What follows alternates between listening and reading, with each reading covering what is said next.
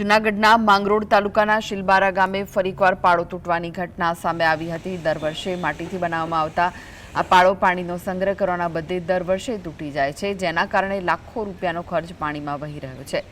Dam કે નદીનું પાણી રોકવા માટે બનાવાયેલી આ વ્યવસ્થા નિષ્ફળ જતા પાણી સીધું દરિયામાં વહી ગયું છે। સ્થાનિકોમાં તંત્રની કામગીરી સામે ભારે રોષ જોવા મળે છે। પ્રશ્ન એ છે કે શા માટે દર વર્ષે નક્કર કામગીરી કરવાના બદલે માત્ર માટીના પાળા પર લાખોનો ધુમાડો કરવામાં આવે છે। તંત્રના પેટનું પાણી હજુ હલતું નથી, ત્યારે ખેડૂતોના હિતમાં ક્યારે કાયમી કામગીરી થશે તે એક મોટો સવાલ છે।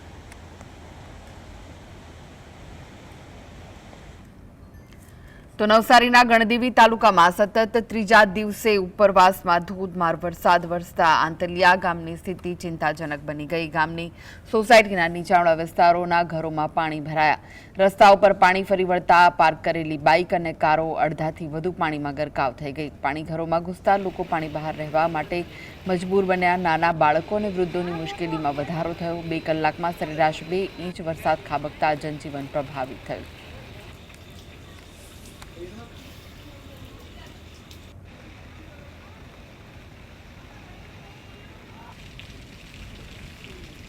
તો નવસારીના શિરવઈ પાર્ટી પ્લોટ સામે એક તોતિંગ લીમડાનું વૃક્ષ ધરાશયી થઈ ગયું। આ ઘટનામાં વૃક્ષ નીચે પાર્ક કરેલી કાર પર પડ્યું, જેથી કારને ભારે નુકસાન થયું। પ્રાથમિક તપાસમાં સામે આવ્યું કે વૃક્ષનું થડ અંદરથી સંપૂર્ણપણે કોહવાઈ ગયું હતું, જેના કારણે તે ધરાશયી થયું।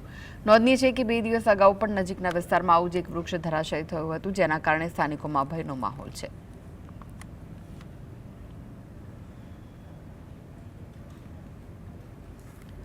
તો આણંદ જિલ્લાના સોજિત્રા નજીક નડિયાદ મહિયારી કેનાલમાં અંદાજે 20 ફૂટનું ગાબડું પડતા ગામમાં પાણી ઘૂસી જવાની ઘટના સામે આવી। મોડી રાત્રે બનેલી ઘટનાથી અન્નપૂર્ણા મંદિર વિસ્તાર સહિત અનેક નીચાણવાળા વિસ્તારો જળબંબાકાર બન્યા। પરિસ્થિતિને ધ્યાનમાં રાખીને 100 થી વધુ લોકોને સુરક્ષિત સ્થળે સ્થળાંતર કરવામાં આવ્યા। પોલીસ અને વહીવટીતંત્ર તાત્કાલિક સ્થળે પહોંચી રાહત અને બચાવ કામગીરીમાં જોડાયું। વધુ નુકસાન અટકાવવા કેનાલમાં પાણીનો પ્રવાહ બંધ કરવામાં આવ્યો અને ગાબડું પૂરવાની કામગીરી યુદ્ધના ધોરણે ચાલી રહી છે। સદનસીબે અત્યાર સુધી કોઈ જાનહાનિ નોંધાઈ નથી।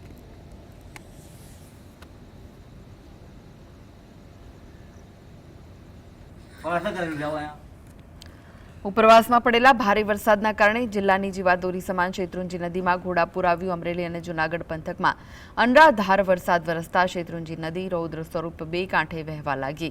ગારિયાધાર વિસ્તારના લુવારા અને પીપળવા પાસે નદી બંને કિનારે છલકાઈ રહી છે।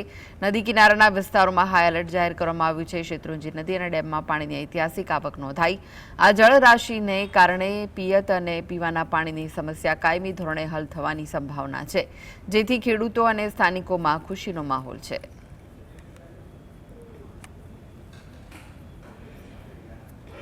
ભાવનગરના પાલીતાણામાં આવેલા શેત્રુંજી ડેમમાં ઉપરવાસમાં પડેલા વરસાદના કારણે નવા નીરની આવક શરૂ થઈ। ડેમમાં હાલ 29,615 ક્યુસેક પાણીની જબરદસ્ત આવક થઈ રહી છે, જેના કારણે ડેમની સપાટી વધીને 24 ફૂટ 5 ઇંચ સુધી પહોંચી ગઈ। જળસ્તરમાં થયેલા આ નોંધપાત્ર વધારાના કારણે સ્થાનિક ખેડૂતોમાં ભારે ઉત્સાહ જોવા મળ્યો। સિંચાઈ માટે પૂરતું પાણી મળવાની આશાએ ખેડૂતોએ રાહતનો શ્વાસ લીધો। વહીવટીતંત્ર દ્વારા પણ ડેમની સ્થિતિ પર સતત મોનિટરિંગ કરવામાં આવી રહ્યું છે। ડેમમાં પાણીની આવક વધતા આસપાસના વિસ્તારોમાં પણ ખુશીનો માહોલ છે।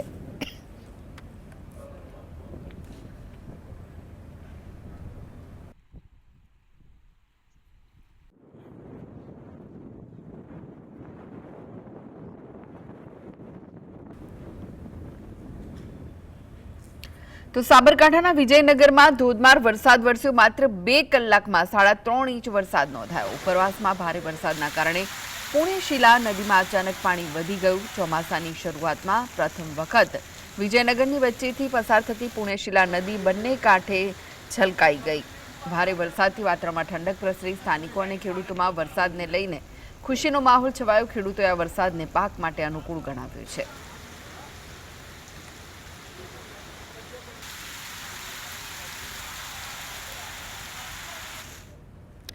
સાબરકાંઠા જિલ્લાના વડાલી અને ખેડબ્રહ્મા પંથકમાં ધોધમાર વરસાદ વરસતા વાતાવરણમાં ઠંડક પ્રસરી। પ્રથમ વરસાદમાં ગ્રામ્ય વિસ્તારોના બાળકો વરસાદની મજા માણતા નજરે પડ્યા। ગ્રામ્ય વિસ્તારોમાં સારા વરસાદથી ખેડૂતોમાં ખુશીની લાગણી જોવા મળી, કારણ કે ચોમાસુ પાક માટે વરસાદની લાંબા સમયથી રાહ જોવાઈ રહી હતી।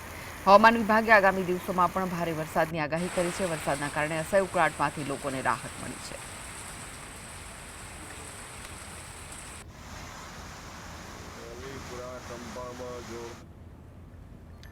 તો પાટણના સિદ્ધપુરમાં કાળઝાળ ગરમી વચ્ચે વરસાદી માહોલ જામ્યો। સિદ્ધપુર સહિત આસપાસના ગ્રામ્ય વિસ્તારોમાં ધીમી ધારે વરસાદ પડ્યો। વરસાદના કારણે ઠંડક પ્રસરી, લોકોને ગરમીથી રાહત મળી। ખેડૂતોમાં વરસાદને લઈને ખુશીની લહેર જોવા મળી। સિદ્ધપુર અને આસપાસના વિસ્તારોમાં છેલ્લા કેટલાક દિવસોથી ગરમી અને ઉકળાટ પછી આ વરસાદે રાહત આપી હતી। ખેડૂતો આ વરસાદને પાક માટે ફાયદાકારક માની રહ્યા છે।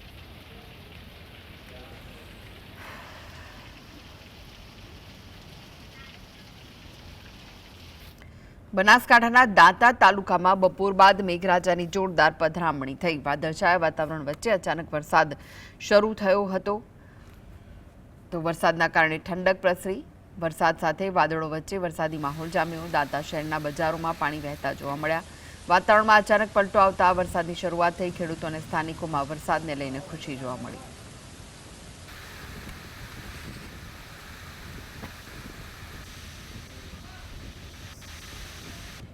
તો મહેસાણામાં ઘણા દિવસોની રાહ પછી અંતે કડાકા ભડાકા સાથે મેઘરાજાની સવારી આવી પહોંચી। વરસાદના કારણે ગરમી અને ઉકળાટથી ત્રાસેલા લોકોને ભારે રાહત મળી। તેજ પવન સાથે પડેલા વરસાદે વાતાવરણને ઠંડુ પાડી દીધું।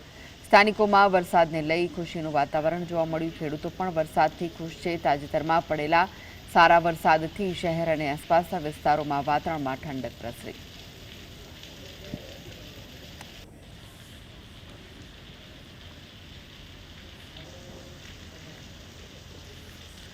મેગા સિટી અમદાવાદમાં સ્માર્ટ સિટી અને અબજો રૂપિયાના ખર્ચે થતા વિકાસના મોટા દાવાઓ પ્રારંભિક ચોમાસામાં જ તદ્દન પોકળ સાબિત થયા। શહેરના અત્યંત પોષ ગણાતા એસજી હાઈવે નજીક નિરમા યુનિવર્સિટીના પાછળના દરવાજા પાસે ઘૂંટણસમા વરસાદી પાણી ભરાઈ જતા રસ્તાઓ તળાવમાં ફેરવાઈ ગયા। આશ્ચર્યની વાત એ છે કે વરસાદ બંધ થયાને ઘણા કલાકો વીતી ગયા હોવા છતાં પણ હજુ સુધી આ પાણી ઓસરવાનું નામ નથી લઈ રહ્યા। પાણીના નિકાલની યોગ્ય વ્યવસ્થા ન હોવાના કારણે માર્ગ પરથી પસાર થતા હજારો વાહન ચાલકો, વિદ્યાર્થીઓને ભારે મુશ્કેલીનો સામનો કરવો પડ્યો। પૂછ વિસ્તારની આ બદતર સ્થિતિ અમદાવાદ મ્યુનિસિપલ કોર્પોરેશનની પ્રી મોન્સૂન કામગીરીની પોલ સદંતર ખુલ્લી પાડી દે છે।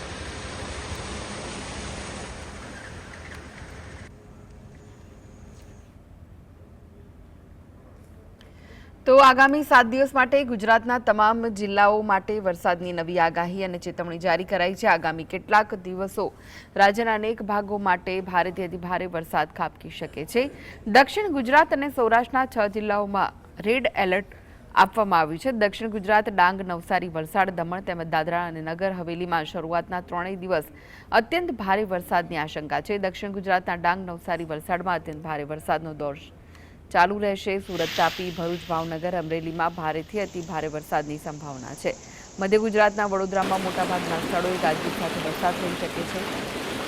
તો આગાહીને ધ્યાનમાં રાખીને નીચાણવાળા વિસ્તારો, દરિયાકાંઠાના લોકોને સાવધ રહેવા અપીલ કરાઈ છે।